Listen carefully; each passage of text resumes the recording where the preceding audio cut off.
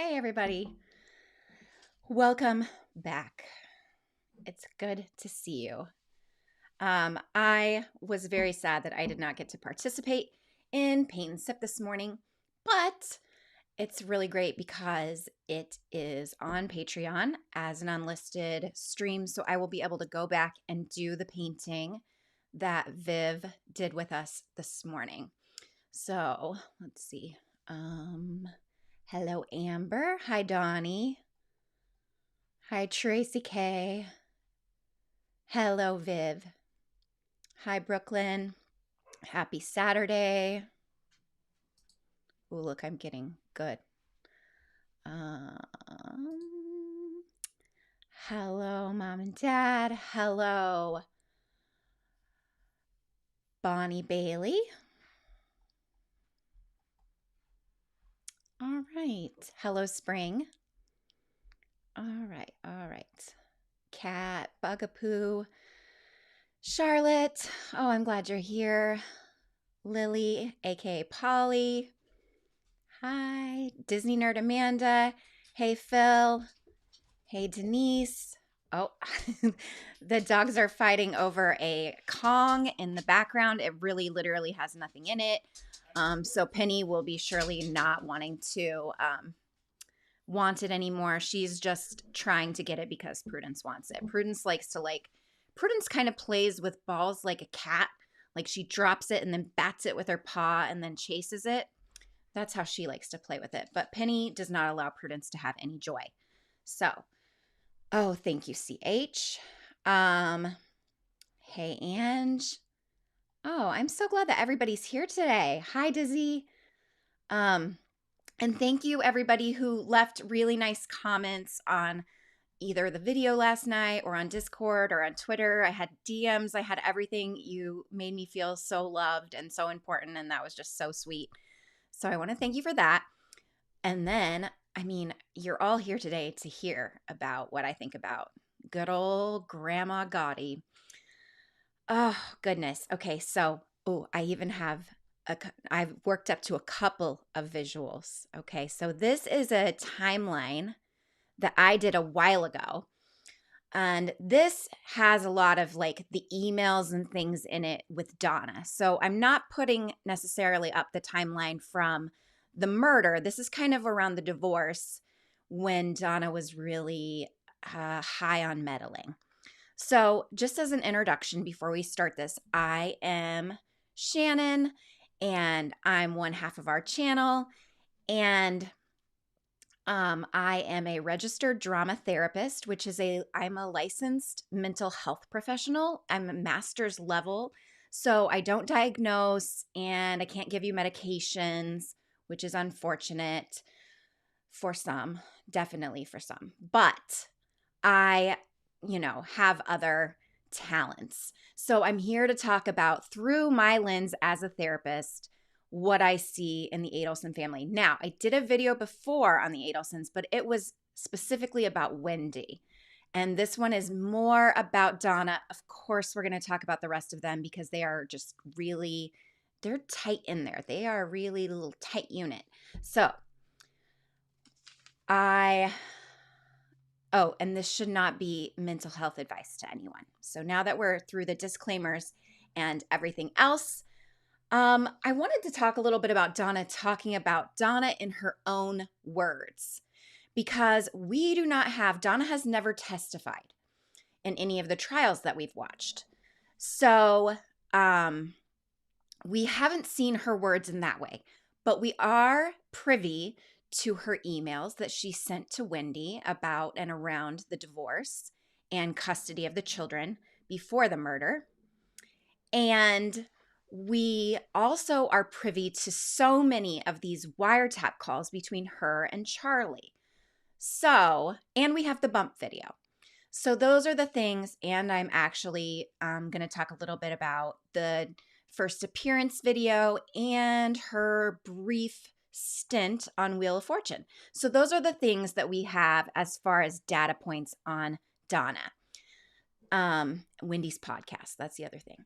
So those are the things that people say about Donna and she says about herself. So she, first of all, was a New Yorker. She was born in New York. Her name was Donna Jacobs, which is super unfortunate because boy, is that hard to find information on the internet about.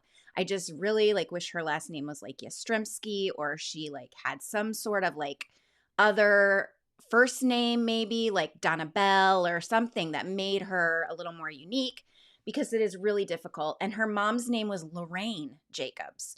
And that's also super common. So I haven't found a lot about the background yet. But in 1989, she shows up on Wheel of Fortune because all murderers are on game shows at some point in time, I swear. Steve has a really great video about murderers on game shows, Steve at Publicly Buzzed. So if you haven't seen that, check that out. Wendy, of course, was also on a game show. She was on The Weakest Link. But Donna Adelson was on Wheel of Fortune, just like Lori Vallow. And Donna Adelson solved the puzzle. And the puzzle was Mischief Maker. I mean, you can't make this shit up. This is just like Bleefnick saying that his worst, if the worst thing, biggest mistake at his wedding was saying I do. So when she's on that show, it's 1989. She says, here's her own words.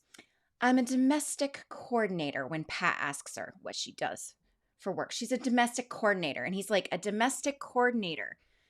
Because this is 1989 and people are not making up fancy names for, homemaker at this point. So she goes on to explain that means she's responsible for the activities, classes, and lessons of her son Robert, who's 16, her son Charlie, who's 12, and her daughter Wendy, who's 10. So that's how she views herself. And she also then throws in Harvey, her husband, and the dog. Like, she also coordinates their lives as well, which, I mean, maybe the dog, but that's not saying much for Harvey. So she really, zhuzhes up her title. Last night we talked about how Agatha Christie would tell people she was a housewife. She wasn't an author.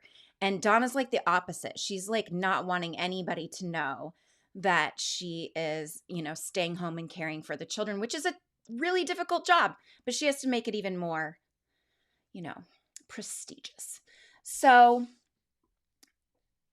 we also know about Donna that looks are very important to her. And we know that because of Wendy's podcast, where Wendy says that Donna was actually kicked out of a Weight Watchers club because she did not have any weight to lose. So she definitely has some problems with like body dysmorphia. She's always, Wendy says like her whole life, her mom was on a diet. She's always trying to lose that, 10 pounds that really on Donna, you can tell like she really never has carried that extra weight. So that was very important to her, how she presented. And she also has had, as Denise is pointing out in the chat, I think it's pretty obvious that she has had some plastic surgery. She's definitely had fillers. And guys, we are going to see what Donna Adelson looks like soon, because those babies are going to fall, they're going to wear off, and her forehead is going to be so, it's going to be in its natural state. So we will stay tuned on that part of it. We'll see what she really looks like. Also, she's not going to have her special dye job in prison either. So that's going to be interesting. I mean, I hope it grows out in a beautiful way. I don't really, because I don't care about her. But most people's needs a little help. So what else is important to Donna? In her emails to Wendy, we learn that money is extremely important to Donna. Money can fix all problems, according to Donna. She says, and I quote, everyone has a price. She says that about Dan. She also thinks that if Wendy could, convert the children to Catholicism, that would look good to the judge, who has made donations to the Catholic Church and to Catholic candidates. So clearly Donna thinks that the judge putting her money into those candidates and those causes means that's what the judge values. So Donna equates money with, just being the solution to things. And she also says she's also quite competitive. She wants to win at all costs. She says that to Wendy in the emails. She views this, and she says, as you guys know, you remember when she said, Jibbers hasn't beaten the Adelson family yet. She views this as, not only we kind of talked about in the episode with Wendy, like some sort of narcissistic injury, which is really terrible to narcissists, but she views this as we have to win, and we have to win at all costs. And so we also know that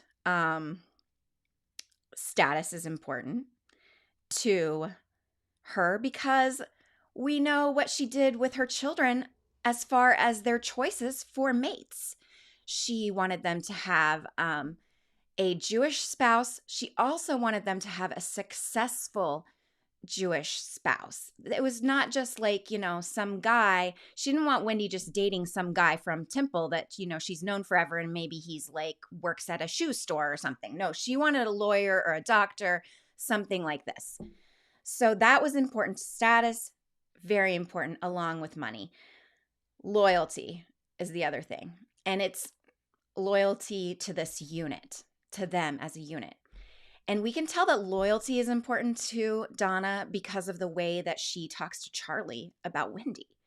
So it doesn't matter truly what's going on with Charlie at that point in time when his mother tells him, now, if you talk to Wendy, you need to know that she's really stressed out and you can't bring any of this stuff up.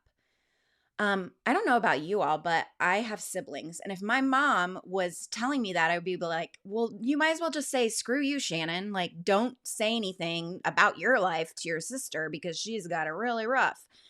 So, and let's be clear.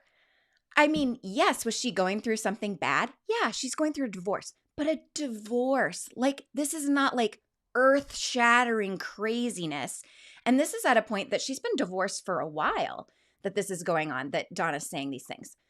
So it really doesn't line up with, it seems a little histrionic, let's say. So Brooklyn, that's an excellent point. I agree with you. Brooklyn says she wasn't loyal to any religion. She used religion as a status and a status symbol and a weapon. Absolutely. The loyalty is only to the family unit. And the religion part of it is she wants that status. She doesn't want, she doesn't want other people in the club or at Temple or whatever to be talking bad about her children because they're in this, crazy marriage that she wouldn't think looks the best. So that's she's wielding it as a weapon in both ways. She wields it as a weapon against Dan, and she wields it as a weapon against her children. So that's a very interesting point that you make. Let me put that down. Oh, I'm getting so good at this. Sorry, I will have more visuals to come. I am learning on the fly every day. So we talked about why. Oh, before I go into my next point about Donna, is that positioning is important to Donna. And what I mean by that is positioning within the family. So because they have this sort of enmeshed family unit, and because they're clearly competitive, someone that was interviewed by Above the Law, who did a whole blog series on the murders right after they happened, and those were done by a person who had worked with Dan. They were acquaintances.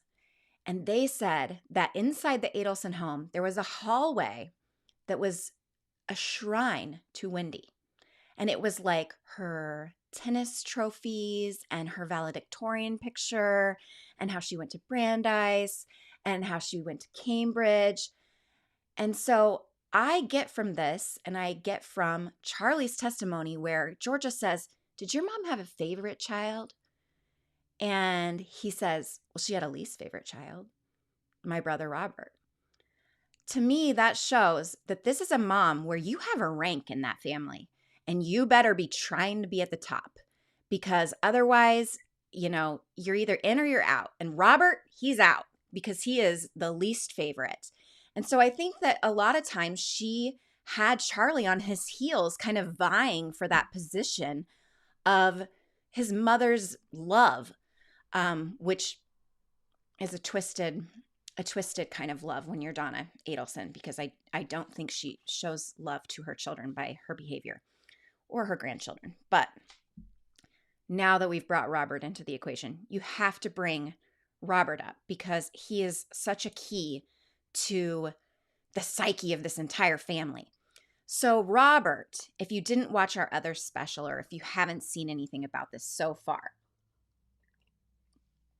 Robert Adelson is a cardiologist, and he lives in New York, and he has children, and he is completely estranged from the Adelson family. He is just on his own. And what happened with him was in his early 20s, when he was maybe a little later 20s, because he was graduating from medical school, he falls in love with a woman of Indian descent, and she is also a doctor, and introduces her to his family, and they get engaged.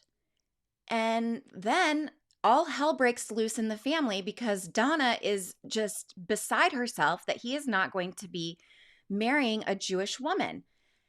And Rob, at this point in time, is still really under his mom's thumb because he does what his mom wants him to do. So he breaks off this engagement with the woman that he loves, and he marries another woman who is basically his family's choice, his arranged marriage. And they get divorced in short order because he is in love with someone else and didn't want to marry this woman. So they get divorced, and luckily, I am so happy for this happy ending because we all know that timing can be such a bitch. I mean, who knows? This woman could have moved across to another country. She could be somewhere. She could be doing Doctors Without Borders. Who knows? But he is able to find this woman who he loves, and he, is able to reconcile with her, and they are married and have children, and they are happily living away from the Adelsons. None of them are named as co-conspirators in a murder. None of them are in jail, and none of them had one-way tickets to Vietnam last week. So he's doing good by all accounts. So the crazy thing to me is that he has children, and Donna's all like, "Oh, she was a kindergarten teacher. She, by all looks, she would like children. She always talks about her grandchildren in the emails, and they're her sunshines and this and that. She has no contact with Rob's children, and that is because of her own behavior." So truly, if you are not in this family, if you are not vying for position, if you are not keeping your loyalty to them, you are totally out. There is not just like, "Oh yeah, he sort of visits sometimes, he's kind of lives far away or whatever." No, you're like in or you're completely out. You're now the least favorite, as Charlie said, which is honestly horrible. Like no other child should be saying like, clearly my mom has, under oath saying my mom hates Robert, basically. So does Donna learn her lesson from this? Absolutely not. Because we know that when Wendy starts dating, she literally gets on a dating website, sitting on the couch next to her mother or wherever they're sitting. And Donna is helping her pick out a man on this dating website. And so she picks Dan Markel because he's a Jewish man who's a lawyer. He, looks super smart. He's got a full head of hair. He's a good looking guy by all counts. Like, he's going to be the perfect spouse for Wendy. So she's doing this again, even though her matchmaking before was disastrous and caused her to lose her child. But Donna knows best. So she is basically making it so that people are close to her if they obey her and please her. And in Wendy's podcast, she talks about Dan, and she says, clearly, I did not marry for love. I did not marry for passionate love because, and she kind of like throws that away too. She's like, but that's because, that stuff doesn't last anyway. So I just wanted to find somebody who I thought would be a good match for me and who would be a good father for my children. So Wendy and Donna choose Dan. And then, just like Robert, if you're not fully in, you are so far out. And whatever happened with Dan made him the new target. Because I guarantee before Dan, they all sat around and talked shit about Robert constantly. Oh, did you see Robert posted this on Facebook? Or did you see that Robert took his kids to here and blah, blah, blah, blah, blah. And that was their hobby. Jeff LaCasse said hating Dan was their hobby. It was their culture in their family. And so before that, there was definitely somebody they hated. And that also drew them closer together. They have this common enemy. And now the enemy is Dan. And the enemy is Dan even before they get married because, she plans this wedding and Dan wants it. He's going to have the rabbi there. It's going to be a traditional Jewish wedding and he wants the food to be kosher. And behind, maybe even unbeknownst to Wendy, we're not clear on this, but Donna, who is paying for the food, goes against that. And the food is not kosher at the wedding. The rabbi is upset. Like the rabbi leaves the wedding. It's like super embarrassing for Dan. He's so upset. So immediately, to me, that's Donna being like, hey, just wanted to let you know that you can marry her, but I'm still in charge. And I just think that how do you start knowing that you're something so important to you, something so, intimate to you as your religion, and they knew this about him. She used that as a weapon against him at their wedding. I'm just completely slayed by how devious that was and how horrible it was.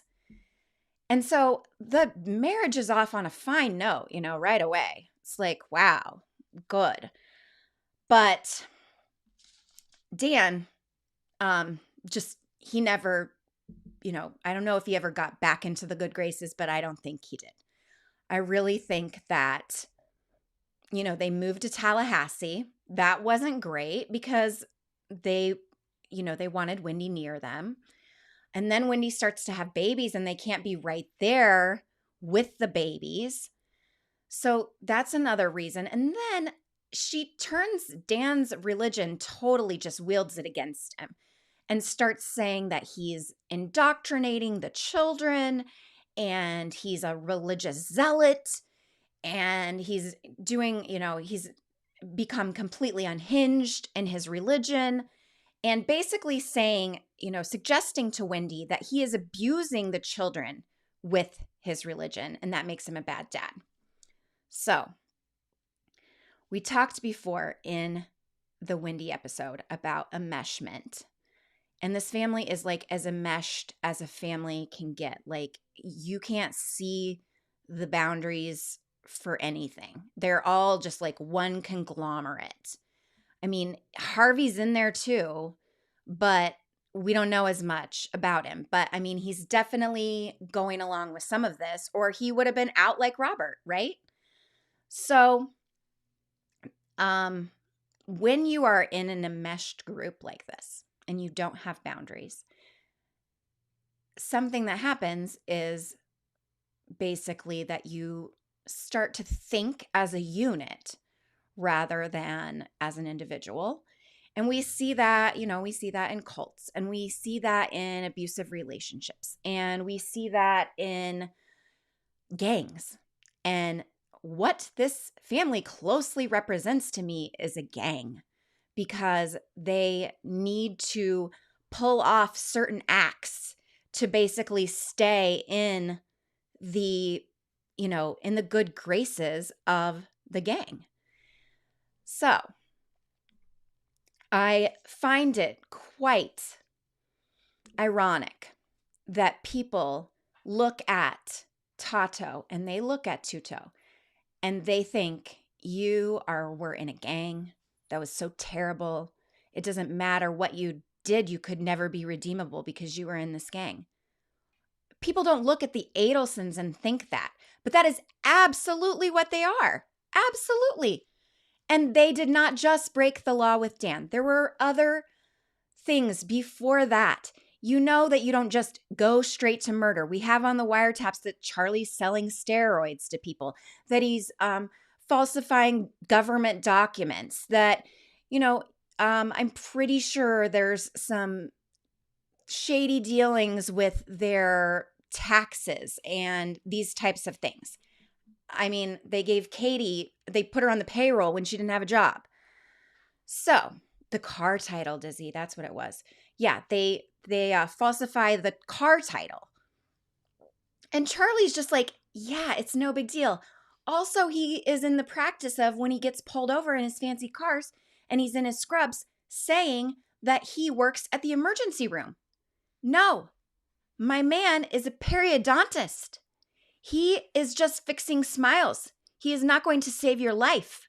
So he is putting it on these cops that pull him over, because there's kind of like this unwritten rule between cops and especially like emergency room people, paramedics, and that kind of thing. That, if you pull them over, it's kind of like, okay, hey, slow down for me, buddy. Because you don't want to be the cop that pisses this guy off and then you get into a car accident or you get shot at and that's the guy operating on you. That'd be terrible. So Charlie uses this to his advantage. He says, oh, I work at, the Miami whatever hospital, some big hospital. And really, he is like doing gum surgery. Anywho, so we talked about that they're a gang. Blech. The jailhouse calls. The jailhouse calls. Okay, wait. I feel like I skipped something.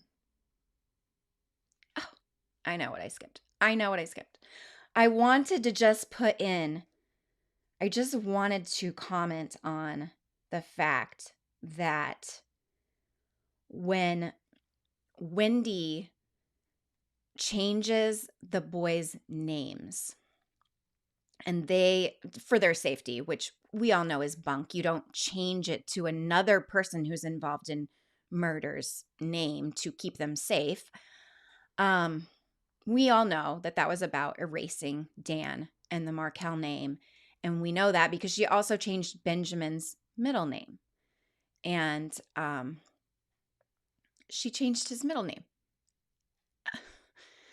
And I just can imagine that Donna was thrilled about this, because this solidifies those two boys into their little unit. So now it's like, also the look of it is just lovely, because now Wendy has the same last name as her sons. So there's no questions about that when she's registering them for things. Nobody would say like, oh, Mrs. Markel, or call her that. Like if you're a parent with, how that goes. Like I get that all the time, Mrs. and then my daughter's last name. And I'm like, oh man, I'm not married to him anymore. But I'm like, that's okay. Actually, my name is this. But you know that Wendy did not want that happening, and they did not want that happening either.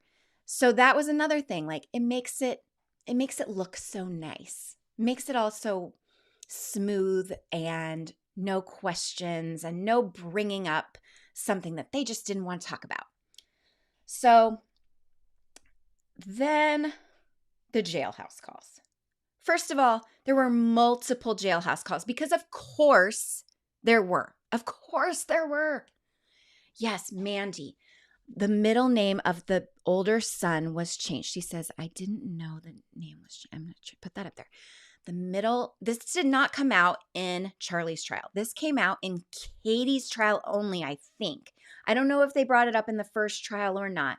But when Wendy's on the stand, she says, and you also changed the older son's middle name. You dropped it completely. And that name was a traditional Jewish name that Dan had chosen and Wendy had chosen together. You can read about this in the Prof's blog. It's called Cubby Markel Finally Has a Name or Two. And it is the sweetest post, and it will just tear your heart out because Dan is so proud. And he is talking about the painstaking way that they tried to honor each member that was gone from their family with their children's names. And it's very beautiful. And they were honoring his maternal grandmother with the oldest son's middle name. Now, Wendy gets on the stand and she says, well, yes, but it also began with an A. And so it was also to honor Aaron Adelson, my paternal grandfather, which I think it does say that in the Cubby Markel adorable blog post. But they dropped that completely.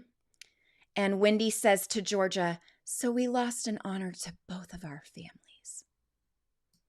As if you're just like going to be like, if it was such an honor to your family, you would change the name. Like, what's the big deal? It's the middle name anyway. Nobody even freaking uses your middle names except your parents when they're angry. So, the name thing, that really got me. The multiple jail calls. You guys, of course there were multiple jail calls because they are so enmeshed. They can't stop freaking talking to each other. They think they're being listened to by the cops.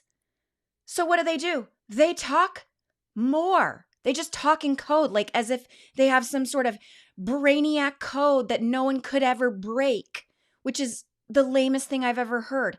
Like, I don't know, but you haven't watched any espionage movies. You haven't watched anything.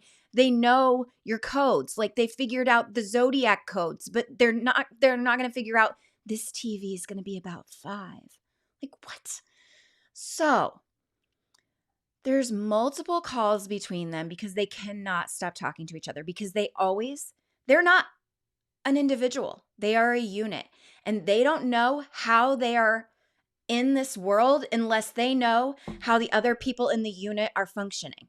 They're like, when they're not talking to each other, it's like, whoa, their brains are up in the clouds because they don't feel grounded. They don't feel like themselves unless they're in their little bubble within their groupthink. And what do you think about this? And they're constantly talking about each other's decisions. So of course there's multiple jailhouse calls, even though they know by this time, like they're playing the wiretaps, Donna. They're playing these out loud. And you already look bad. But you're going to call on the recorded line, which it says is a recorded line when you're talking. It's like, you're now talking on a recorded line. And then you start talking.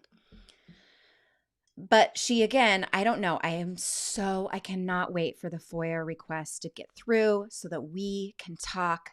We can hear what they actually said because I have so many questions about how Donna was.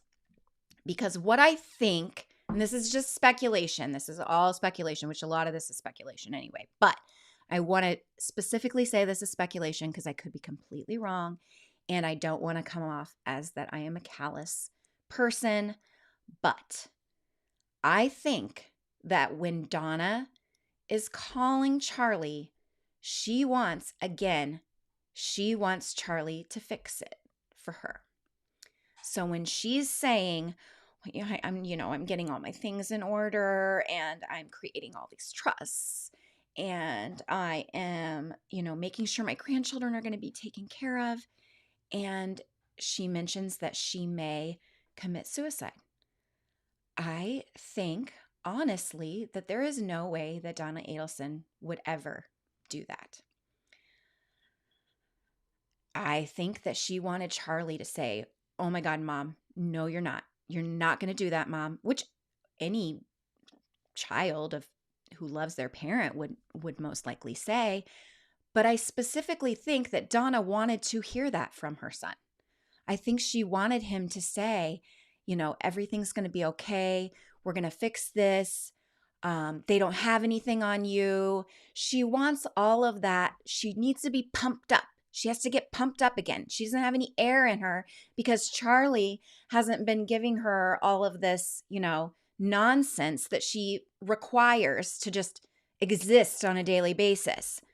So, and then she also says, just as Charlie said, if there was any evidence, we would be at the airport already. And she says, or I'm going to go to a country where there's no extradition. Well, of course. Out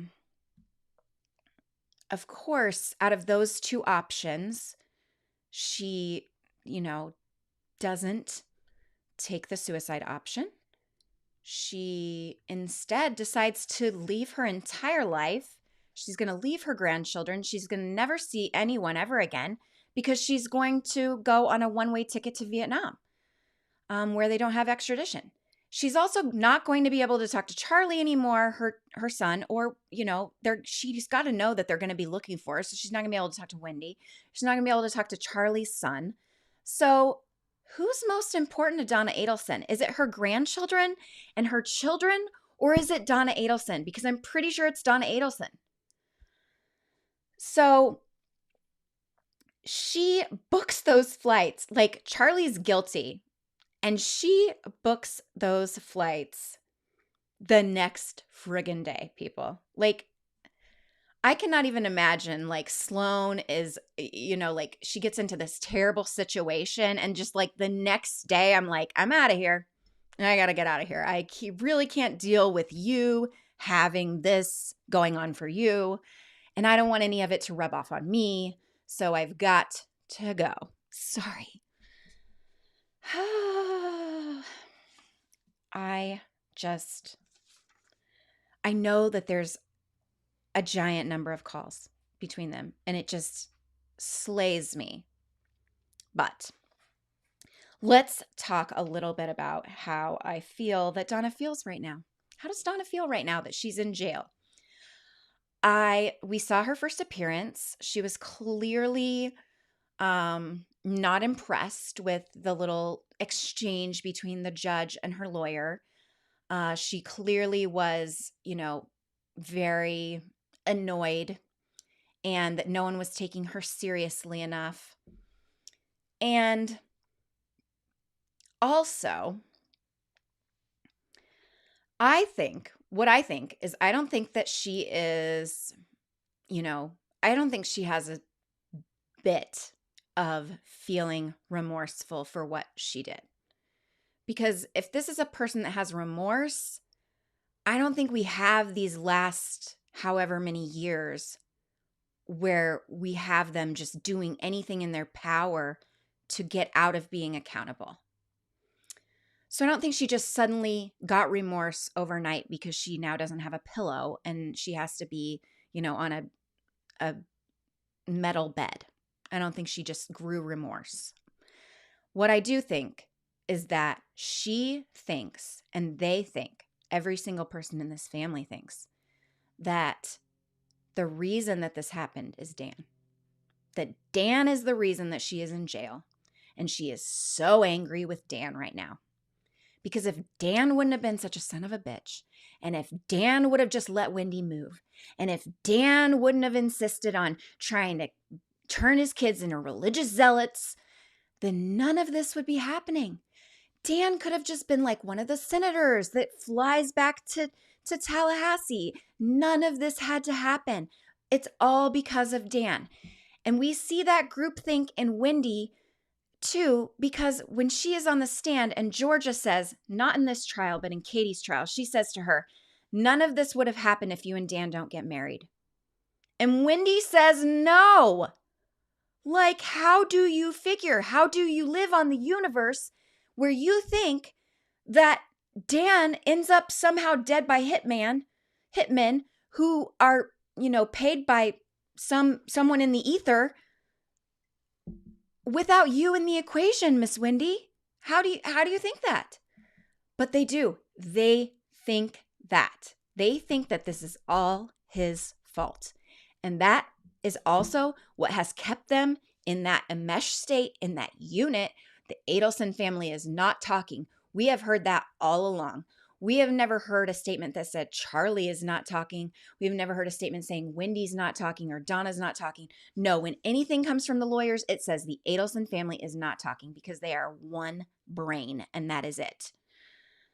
So that's how she feels now, in my opinion. Now, this last part, again, a lot of speculation. This is what I think. Now, if you go back to my prior video about Wendy, I say that Wendy is the mastermind. And I know that a lot of people think, Charlie thought of himself as like the maestro, which sort of, yeah, because a maestro takes music that's been written by somebody else and he makes everybody else perform it. And I think that fits him pretty well. And I think maybe Donna wrote the music. But I think that the person who is the complete mastermind of all of this, who had the brains to do it, is Wendy. And I think she's the only one that had the brains. I mean, if we just look through their education, which isn't everything, but let's pretend it matters for a minute. Donna was a kindergarten teacher. She got a BA in education from Queens College. She won the New York State Spelling Bee in the 6th grade, so I will give her that. Very good spelling, Donna. Harvey goes to the University of Buffalo. He gets a Bachelor of Science. Then he goes to Temple. He becomes a dentist. Charlie goes to the University of Central Florida. He gets a Bachelor of Science. He barely passes dental school. We hear from people who were in college with him at Nova Southeastern University. Wendy is the high school valedictorian. Wendy goes to Brandeis. Wendy goes to Cambridge. And then she comes back and goes to law school after that. And so she goes to Miami Law. And Wendy is the only one possible who can come up with Jeff LaCasse. How are they going to come up with a fall guy without Wendy? How are they going to come up with when Jeff LaCasse is out of town and rent a car similar to Jeff LaCasse? And how are they going to come up with any of these things without Wendy's participation and without Wendy's brain? I don't see Charlie having the intellect or Donna having the intellect to come up with the Jeff LaCasse plan at all. And Wendy keeps him on the line. She keeps him, even though she's cheating on him clearly on like Plenty of Fish. And she's, hey, Wendy, we want to remind you, we celebrated your phone. So don't lie to us. You were talking to other dudes the whole time. But she love bombs him. She tells him, oh, the boys love, she lets him around her children. And she uses her children as pawns, because if you let your children get close to someone that you have no future with, that's such bullshit. That's such a shitty move as a mom. I mean, there were clearly shittier moves that she had made. But again, she's just terrible. She does this whole song and dance with her children to keep Jeff hooked with her. And he says this in his interview. He says he just doesn't know what it is. There was just some sort of like chemistry between them. Yeah, Jeff, she is like a charismatic narcissist from hell, and she had you so hooked. So And then he's like, she's hot and cold. Well, of course she is, because she's hot and cold because she thought maybe she could get rid of him the first trip down, but then the hitmen screw it up. And so she can't do it. She can't get rid of him yet. She's got to keep him around a little while longer. So the whole relationship looks just nuts on the outside when you look at it. But that's because Wendy is masterminding this entire thing because she knows she has to keep Jeff LaCasse. She also knows she has to say things like, oh, my brother had this bad joke about hiring a hitman. And I mean, he just wouldn't do that. He wouldn't do that, though. And she has to do the big doe eyes, and she has to play damsel in distress. And she even says she even throws Donna under the bus during that interview as well, because she is sitting there with the victim advocate, and she's like, I called my mom, and she sounded surprised, so that's good. She basically says, I didn't think my mom would be surprised because, I thought maybe she murdered him. So she throws both Charlie and Donna under the bus during that very first interview. And she also puts in that plausible deniability that she knows she has to say, which Charlie kind of brings out. He's like, well, there's lots of coincidences in this case. The hitman or whatever the joke about that could be a coincidence. Yeah, that's the whole point, is they wanted to have these things that they would be like, would I ever say that if I thought that would happen? Would I ever drive through the shortcut that day if I would have known and I would be maybe accused of this? Would I ever? No, an innocent person would never do that. So she wanted to have that. You learn these things in law school when you learn you don't put stuff in writing. You don't do these types of things. Wendy is the only smart one that doesn't have back and forth in the emails. She doesn't have back and forth on the wiretaps because she knew. She knew how to avoid all those things. And then she had Tweedledee and Tweedledummer helping her out because they just want everything to be copacetic. And the golden child, Wendy, we all have to be together and everything has to be good. So, yes, the doe eyes, the head tilt. Oh my God. Isn't it terrible, the head tilt? I swear, if I still taught my older kids, my older audiences in theater, I would definitely show some of her interrogation or her testimonies, because she is acting, and Donna says it. She's a good actress. She's so much better in testimony than she is in the interrogation. She didn't have enough time to rehearse, I don't think. But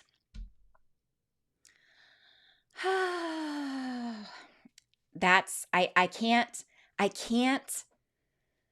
get on board that Donna's the mastermind. I will never be on board with that. I don't think Donna decides that. I also think when Wendy, one of the most telling things Wendy ever says is when she tells Jeff LaCasse that the relocation failed. The relocation failed, Jeff. The only way I'm getting out of here is if something happens to Dan. Who says that?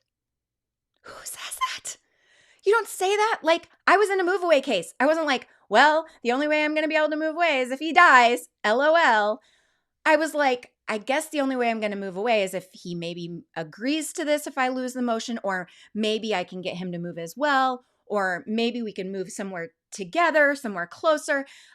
I wasn't thinking at all, like, because, my ex-husband was, a young age, just like Dan Markel. You're not thinking like, well, he's just going to kick the bucket anytime. No, you don't say that unless that's what's in your brain.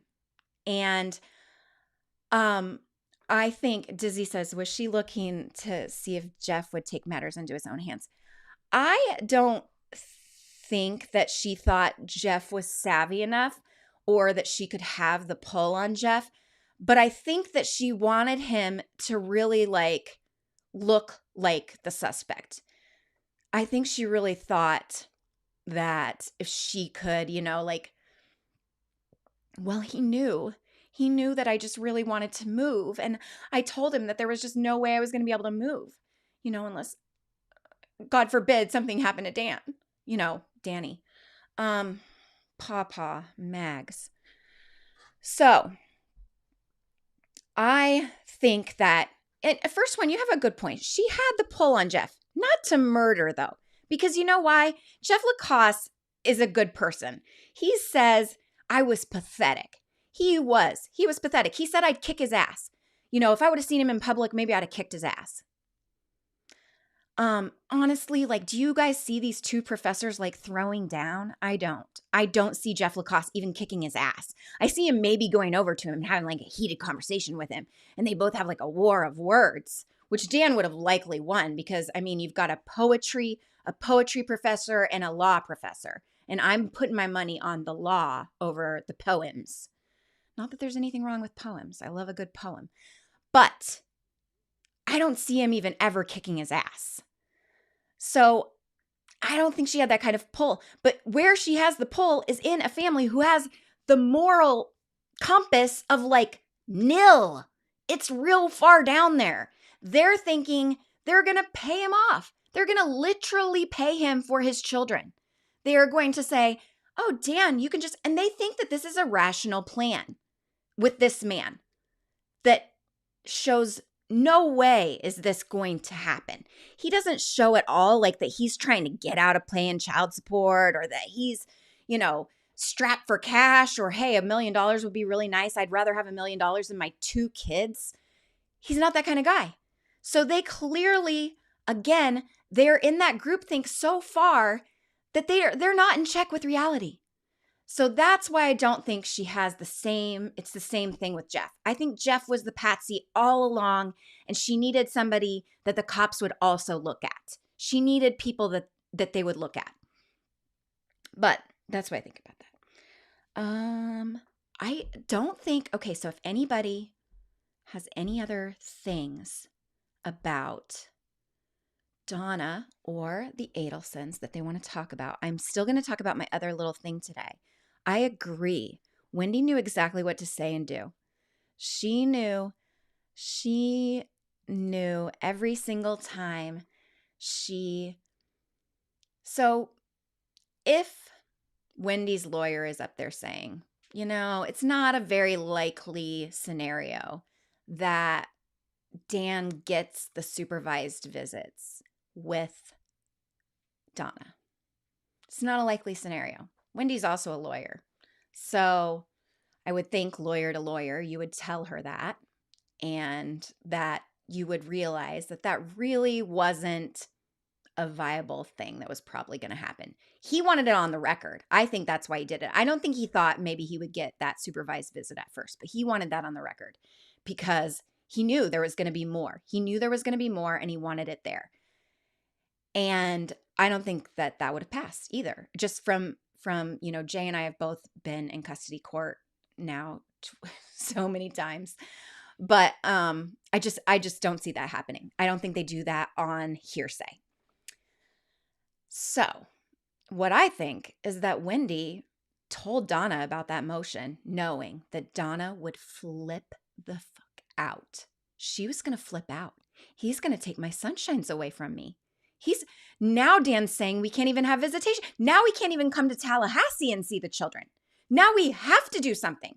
This is beyond, this can't keep going on. And I think that every single time he filed something, she was on the phone with her mom saying, I'm so stressed out. I don't know what to do. Mandy Joe. It does sound intriguing. It's not really. We both have had crazy custody cases, and we're both winners. So take from that what you will. But that is, I think, everything from my 5 pages of notes. I have so much to say about this family. And I don't know. I thought that maybe last time when I did the Wendy episode, it was kind of a nice little purge. And I felt okay, I can move on and I don't have to think about these trash bags constantly. But I don't know right now, you guys. I do not feel purged. I feel like there is more for me to discover. I really need to hear these jailhouse phone calls because I want to hear how she said that she's thinking of ending it all. I want to hear that for sure. Gosh, I don't know. I can't let it go. I'm not out yet. So I feel like we're going to have another episode about the Adelsons. I mean, I know we're going to have other episodes about the Adelsons, but I feel like we're going to have another psych session about the Adelsons. I just feel it. We're not done. We're not done. So now, if you were here last night, whoa. Before you go into your thing, it scared me. Tell them a little bit about the little clip you watched about what Wendy almost said. If you want to talk about that. Yeah, but I'm going to make a reel out of that too. Well, you can talk about it, but I just want I'll talk about it. Before you do, let's some thank yous. Denise D became a $5. Okay, Denise is a $5 patron. Denise D. Thank you very much, Denise. We're so happy that you're on Patreon, and now you can join our Discord, and it's super fun there.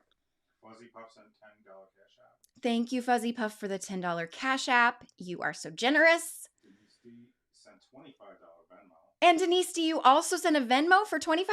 You are too much. Oh, two Denises. Denise D Laval. She's in Denise D in chat. Oh my goodness. Both Denises completely generous today. Thank you so much. Liz, my girl. Liz Merrill sent $5. Thank you, my sweet girl. And Lisa Allen bought a coffee. Thank you so much, everybody. And okay, I told him, I said, yell at me if I forget anything that you want me to say. And if you watched the Dr. G video last night or recently, he did a body language analysis, and I want to make a short reel out of one of the things that he pointed out because I didn't notice it at first. But yeah, Jay needs to come in like Scout and ham it up for the camera. Yes, exactly. CH, you're right. But then when I said yell at me, I didn't mean like literally like scare the bejesus out of me, but he did. Dr. G, he's a body language expert, Shannon. I'm talking to the other Shannon, not to myself in third person. So he did a body language analysis, and it's pretty short. He doesn't go through her whole testimony, but he does go through some of her testimony from this court case. And it's a pretty good video. But the one thing that is not body language that he points out, and that I am going to make a short reel of, is that she has a Freudian slip during her testimony. She is saying, she's first of all worked up because Georgia is like on her ass about why would the TV repairman call Donna, and why would Donna have to call you? Like that, you guys, that made no sense, right? Everybody knows that if you set something up, that you would give them your own phone number, and that your mom 4 hours away is not going to call and be like, oh, honey, the repairman's on their way. No.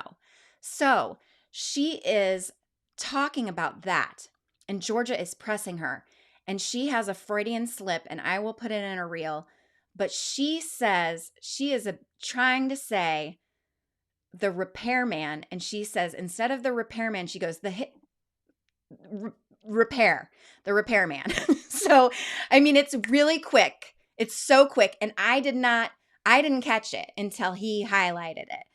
But she almost says hitmen. She almost says hitmen are on their way instead of the repairman, which is exactly what it meant. That was what the code meant. So I was like just bowled over, and I should have made a reel last night, but you guys, I was like deep in the Adelson hole, and I had to listen to a few more things. And I will be putting in the show notes every source that I got things from. And I want to thank the people that I got them from. Like I will definitely put Dr. G's show in there. I will put Above the Law, the Prof's blog. I watched the gosh, I can't remember what game show. Not Family Feud. The Wheel of Fortune. game show clip I watched from Fancy Fiction has a video about that that she did like a year ago. I rewatched that on hers, so I'll put that in there. I will link everything that I used today so that you have my sources. I'll link Wendy's lovely podcast if you want to just hear Wendy in her own words. You can listen to that. Banana sandwiches. And now I was going to tell you a little bit about what we talked about last night. So last night I said I am going to start a small group of people that want to do something with me every day. And I'm going to do it for 30 days because that seems to work for me. I usually like day 31 fall apart. And then I will maybe, we'll wait a little while and start it up again. But I did this in graduate school and I did it for an entire year. And so what I'm going to do, I'm going to show you photos because I want to show photos. That's why I did not want to talk about it last night. I did not have this ready to go. Here are my photos. Okay, so these are called mandalas. And they're a technique in art therapy. And as a drama therapist, we oftentimes use techniques from art therapists and other creative arts therapists and music therapists and dance therapists and I'm probably forgetting some other psychodramatists. But these are all mandalas that I have made myself, except for the top left corner, which you can't see very well, but it's a little girl in a moon holding a balloon. And that's one that a client made for me and told me that I can share from time to time. So I love to share that one. It's really sweet. But these are all mandalas that I have made pretty recently. And the thing I love about them is that, first of all, it's so simple. It is a circle. You can use something to trace it, or if you don't have anything to trace, you can see some of mine are kind of oval-ish. That's because I didn't trace anything. Those are in a smaller art journal that I use. And what they are is you just start out with like a circle on a piece of paper. You just start out like this. It's just like this.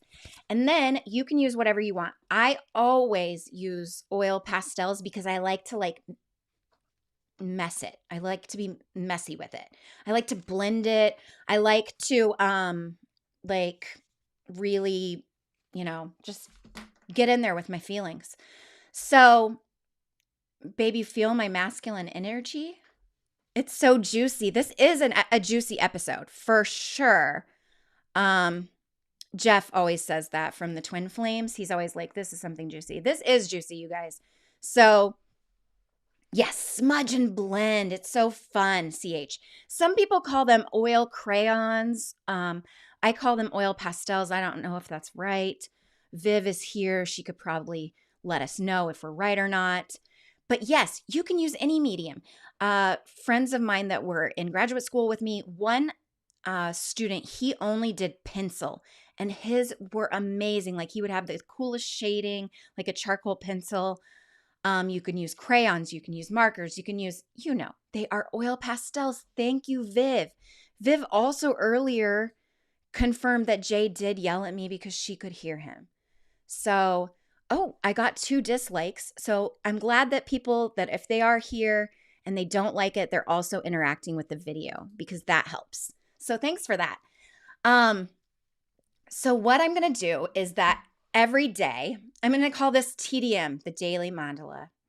And I did this in graduate school for an entire year. Entire year, I would have a blank thing and I put in the mandala.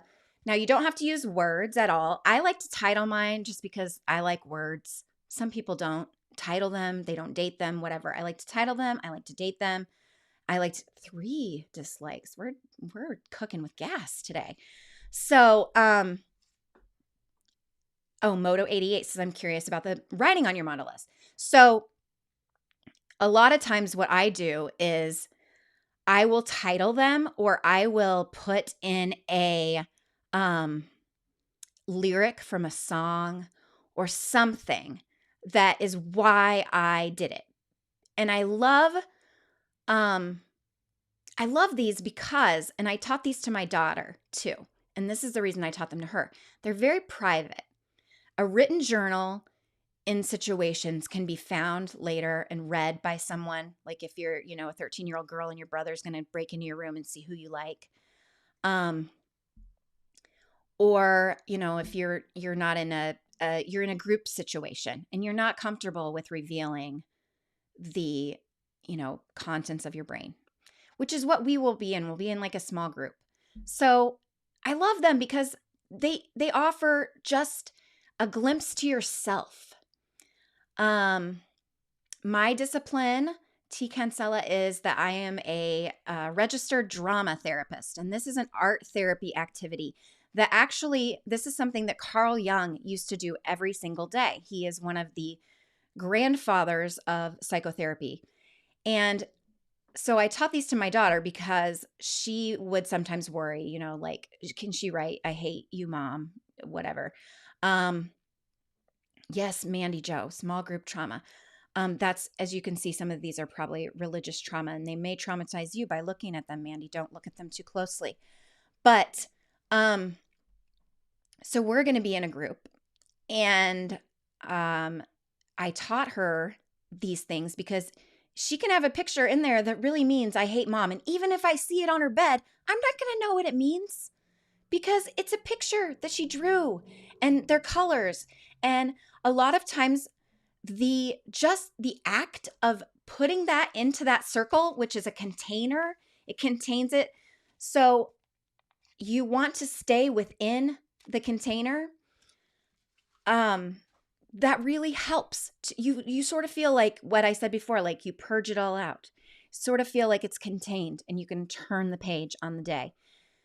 I think the best practice for this that has worked for me is when I do it every day, I do it at a certain time every day. So I can set Alexa. I used to just have to remember at 10:30 a.m. I'm going to do my mandala. So, I'd sit down with coffee and do it or whatever.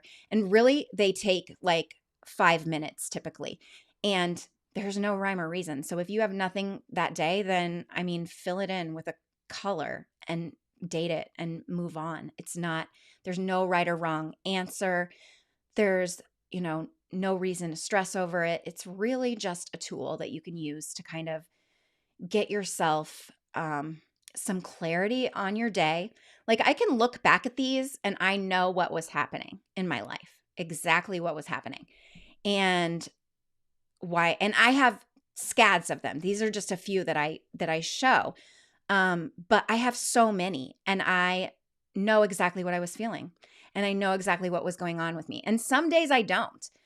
I look back and I'm like, "Ooh, I don't know what this meant." This was probably I used to have to turn these in to my graduate advisor so that we could prove that we did them every day. And I kind of think that is this JLR. It's similar, Donnie. But because I had to turn them in, maybe I didn't do it that day. So I was just hurrying up right before class and turning it in. Maybe those are the ones I don't remember, or maybe I just sufficiently processed whatever was going on with me. So what I thought is that this daily mandala group I was going to say it's free, but it's not really free because we're going to put it in Discord. So I guess it is sort of $5 per month-ish. So if you're not on our Patreon, then it might be hard. But what I want to do is that then every single day, the people that are in our group, as an accountability thing, we're going to post it. Now, if your mandala is too personal or you don't want to post it, that's fine. Just be like, "Hey, I did my mandala today," and show us, this much of the mandala. That's the greatest thing about the medium of art is that there's aesthetic distance at all times when doing this type of therapy because I can choose how much I want to reveal and how much I don't. And I can choose what I want to let you in on and what I don't. I may post my mandala and say, "Hey, I did this mandala because of X, Y, and Z that's going on in my life. I don't know if you guys knew this was going on with me or whatever." Or I can literally just post a picture of a filled in circle and that's it. So that is one reason that I really love this practice, and I think that it will bring about other practices that will be really great. And it is a super cheap little art thing that you can do every single day. So if you want to join in on that, please let me. I will start a channel. I'll start a channel in our Discord, and you can come in and say you want to do it. And then we'll kind of take roll. And I will try to check in as well, like at night. Hey, have you done your mandalas yet? Or whatever. I'm not going to be like, I'm not grading you. But I love it because I think that it does help to have something, have a little bit of a group where you're accountable. When does this start? Great question, Michelle. I want to start it on December the 1st. And we'll just do the month of December. So 31 mandalas. I know that Christmas occurs in there, but try. If you don't get it done, I'm not saying like I'm going to know if you did 2 on one day or you didn't do one at all. There's no consequence. It's just for ourselves. It's just a little thing for ourselves.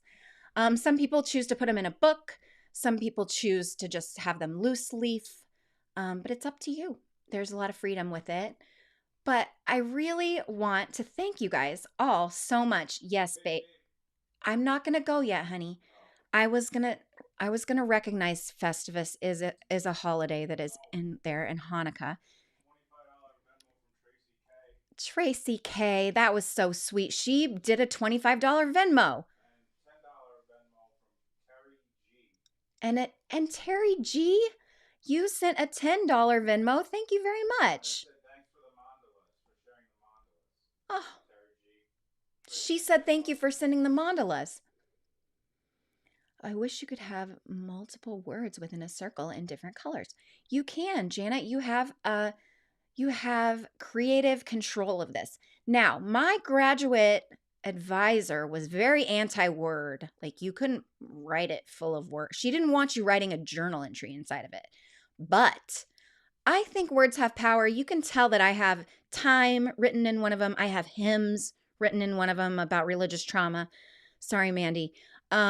I have titles. So I turned them in with titles and words, and I still got an A, but she just really didn't want us like using it to write. She wanted there to be, some sort of art. Gondola mandala. Oh, that does rhyme. Okay, so there is no rules in this though. If you write a whole journal entry inside of yours, I'm not going to be like, hey, you can't do that. So this is going to just be for us. It's just for us. So I hope that some people will join me. Even if they don't, I'm going to be doing this for 31 days. I am doing a video on TikTok today about how to make one or watch me make one.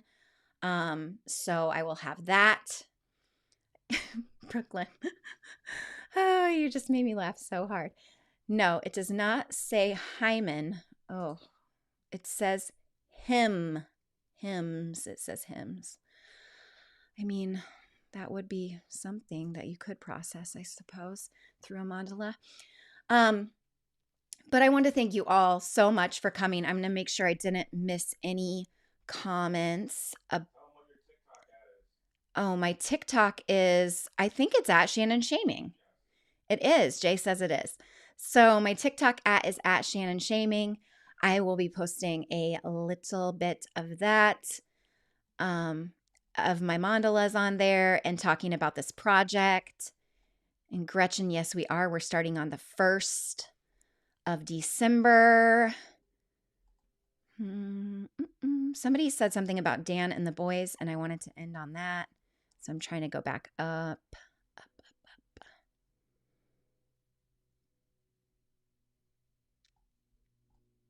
I know there was something about the boys in here, and I definitely want to end on that. Somebody wrote, oh my gosh, babe, this is hard because every time somebody writes something, then